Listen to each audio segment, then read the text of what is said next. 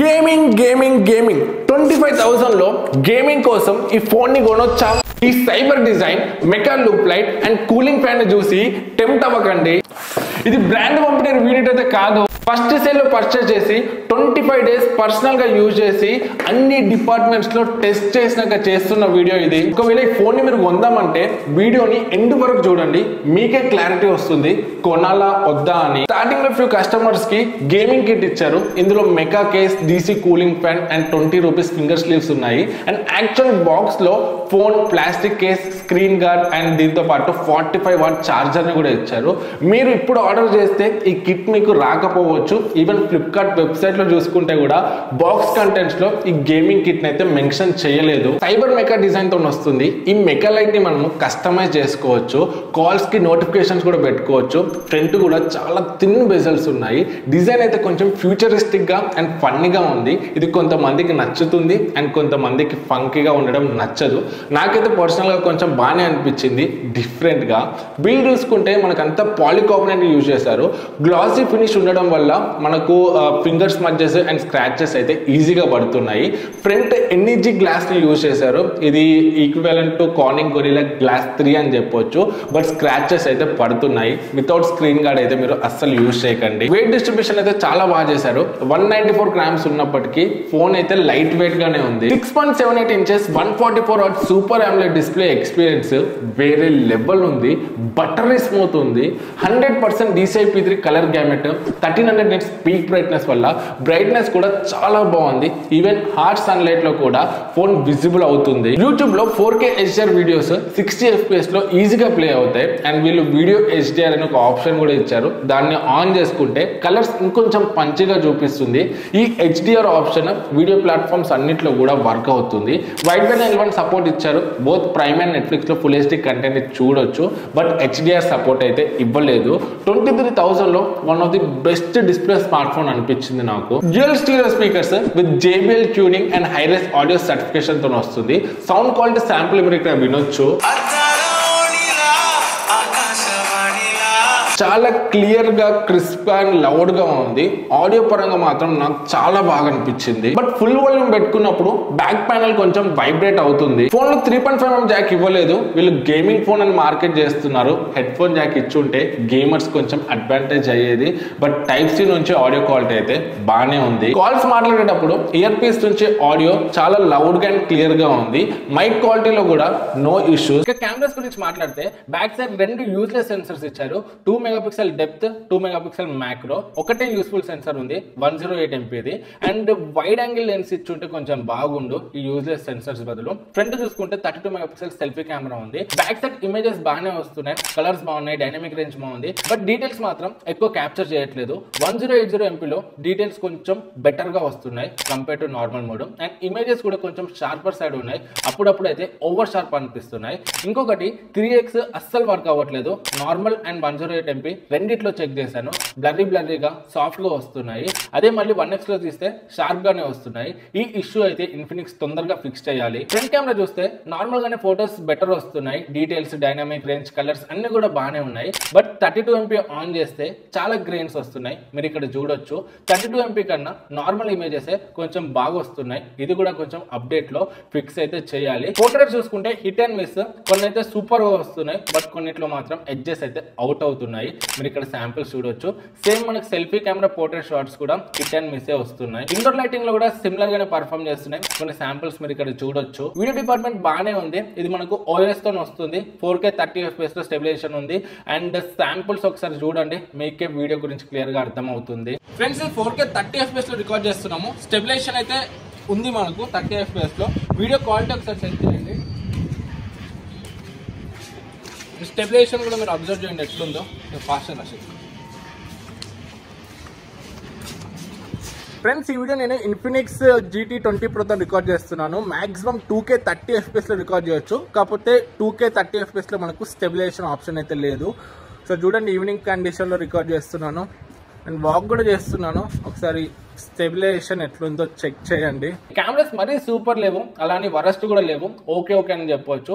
కెమెరాని మీ main priority అయితే ఈ బడ్జెట్ లో దీనికన్నా చాలా బెటర్ ఆప్షన్స్ అయితే ఉన్నాయి. ఈ ఫోన్ లో one of the stable and well optimised processor MediaTek Dimensity 8200 processor ఉంది. ఇది 4nm బేస్డ్ ప్రాసెసర్. ఈ చిప్ సెట్ కి వీళ్ళు 8200 అల్టిమేట్ అని పేరు పెట్టారు. ప్రాసెసర్ పొటెన్షియల్ చూసుకుంటే 102 bench marks Coast 9.3 lakh plus వస్తున్నాయి.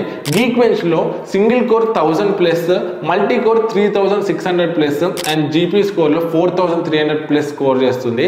CPU థ్రాట్లింగ్ టెస్ట్ చేసి చూసాను, 71% స్కోర్ వచ్చింది.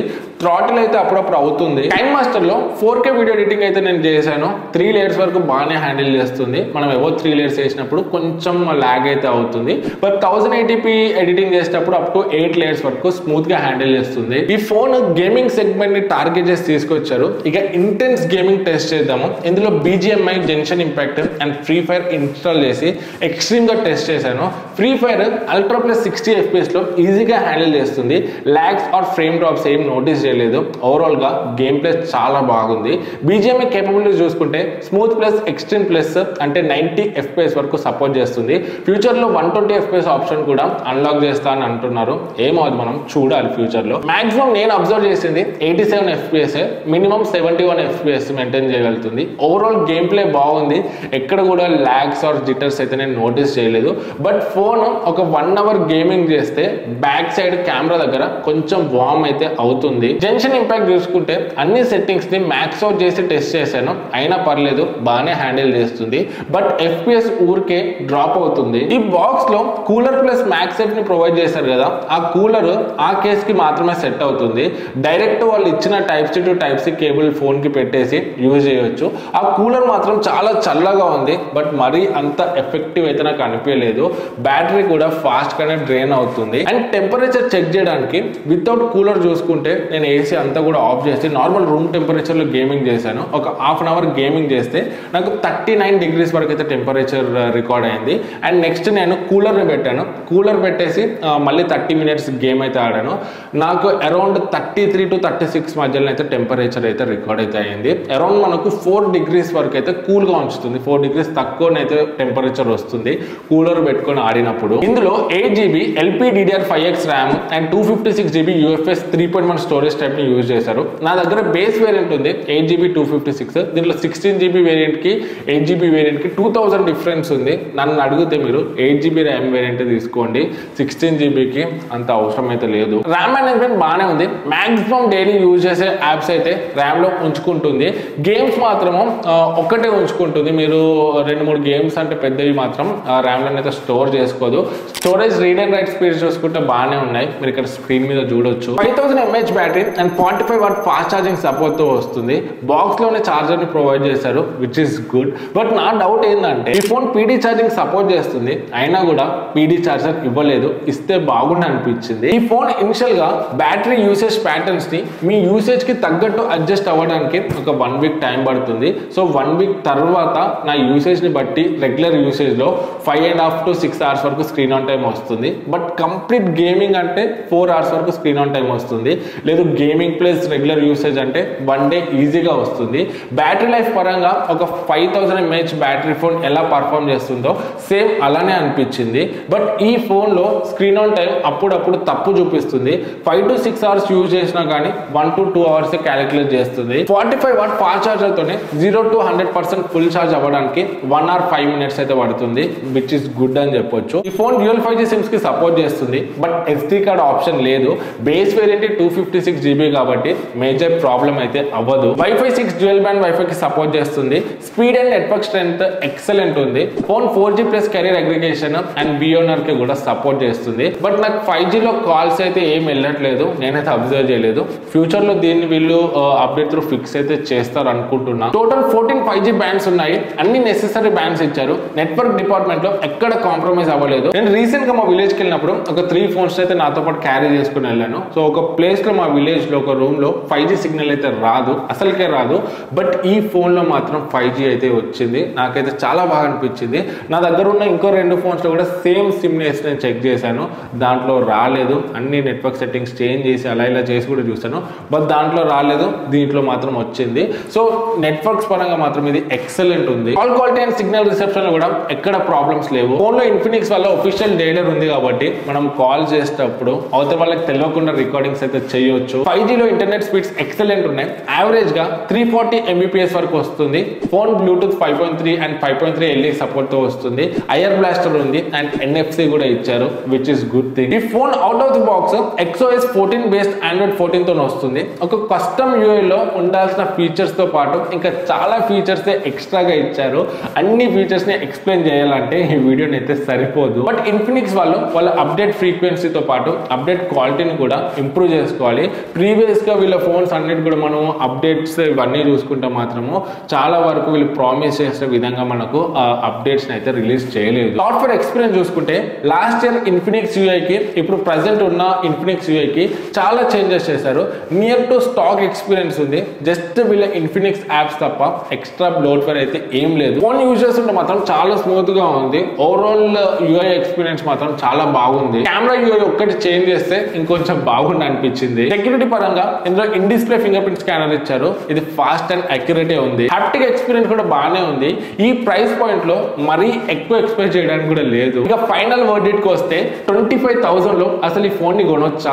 వీడియో షూట్ చేస్తున్నప్పుడు ఈ ఫోన్ బేస్ వేరియంట్ 25,000 లో ఉంది. విత్ బ్యాంక్ ఆఫర్ 23,000 లోనే వస్తుంది. ఆ funky mechalite design, excellent display, super JBL sound experience, good networks మీ మెయిన్ ప్రయారిటీ అయితే ఈ ఫోన్ ని కన్సిడర్ చేయొచ్చు. బట్ ఈ బడ్జెట్ లో గేమింగ్ మీ మెయిన్ ప్రయారిటీ అయితే దీనికన్నా పోకో X6 Pro చాలా బెటర్ ఆప్షన్ అవుతుంది. అన్న గేమింగ్ వద్దు, డీసెంట్ పర్ఫార్మెన్స్ విత్ మంచి కెమెరాస్, మంచి బ్రాండ్ అండ్ సర్వీస్ కావాలంటే దీనికన్నా తక్కువ ప్రైస్ లో OnePlus Nord 3 and Motorola Edge 50 Fusion ఇంకా బెటర్ వాల్యూ అయితే ప్రొవైడ్ చేస్తాయి. నాకు పర్సనల్ గా ప్రైసింగ్ అయితే కొంచెం ఎక్కువ అనిపించింది. సో మనకి ఇది ఫ్యూచర్ లో 20,000 అండర్ లో వచ్చే ఛాన్సెస్ అయితే ఉన్నాయి సేల్ టైంలో, ఆఫర్స్ లో. సో 20,000 అరౌండ్ లో వస్తే మాత్రం, అండర్ లో వస్తే మాత్రం ఇది ఒక మంచి వాల్యూ ఫర్ మనీ ఫోనే అవుతుంది. సో ఈ ఫోన్ కి సంబంధించి మీ దగ్గర ఏమైనా డౌట్స్ ఉంటే కింద కమెంట్స్ లో అడగండి, డెఫినెట్ గా ఆన్సర్స్ ఇవ్వడానికి ట్రై చేస్తాము. వీడియో వస్తే లైక్ చేయండి. ఇలాంటి మరిన్ని వీడియోస్ కోసం ఛానల్ సబ్స్క్రైబ్ అవ్వడం మర్చిపోకండి.